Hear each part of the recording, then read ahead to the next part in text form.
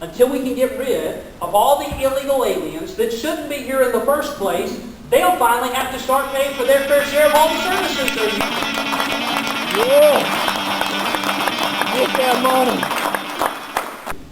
I know that the Second Amendment is not the only issue in this governor's race. But the truth is, it really is the guardian of all your other liberties. Because if you lose the right to keep and bear arms in defense of your liberties, you might as well say goodbye to all the others. Yeah. And you can mark it down, friend.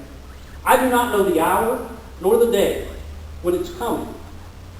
But you can mark it down that the enemies of your liberties are coming for your firearms. They're coming for your right to keep and bear arms. They've done it in every other free republic in Western civilization and Australia, and they're coming to your door next. It's coming. Because the enemies of your liberty know they have to disarm you in order to get on with their New World Order or whatever else they want to call it here in America, turning us into another third world banana republic. By the way, that's the purpose in allowing all those illegals to keep coming in and flooding your borders.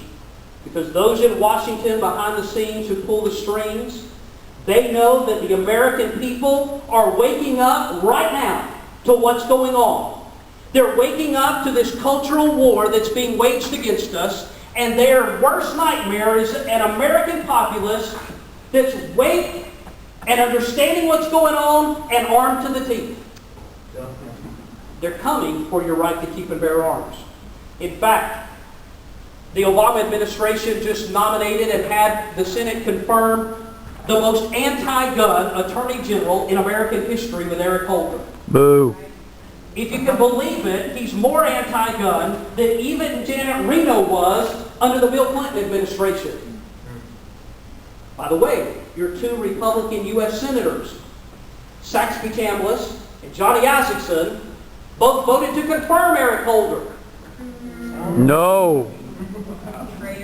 I'm not that kind of Republican, by the way. But the attacks are coming on your right to keep and bear arms.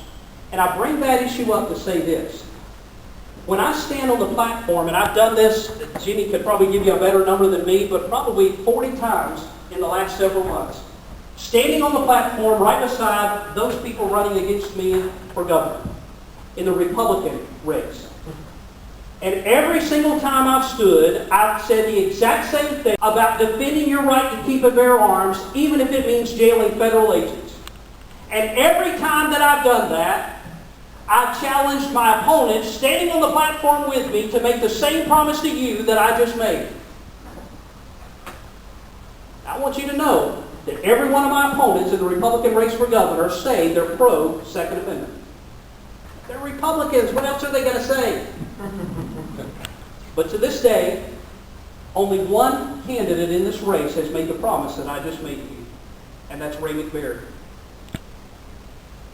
That's important for a couple of reasons. First of all, if you believe in the Second Amendment, that ought to let you know who is and isn't truly pro-Second Amendment.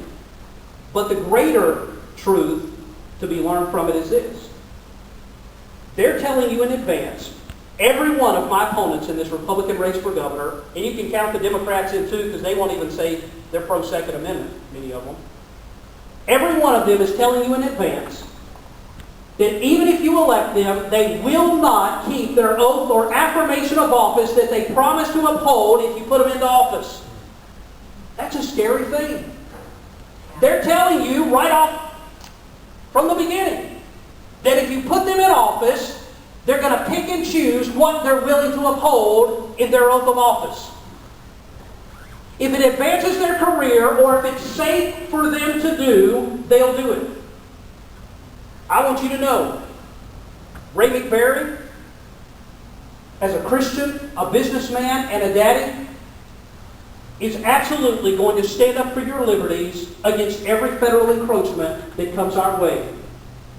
And I want you to know that I am promising you right now that I do not know when the day is coming, 2 years, 4 years, 8 years down the road, maybe tomorrow, I don't know. But when I'm in office as your governor, I am pledging to you right now that I will stand on the front lines in defense of your liberties. But I also want you to understand your responsibility in this pledge between the two of us. You got your back right. Thank you. I'm going to leave you. Probably more than once.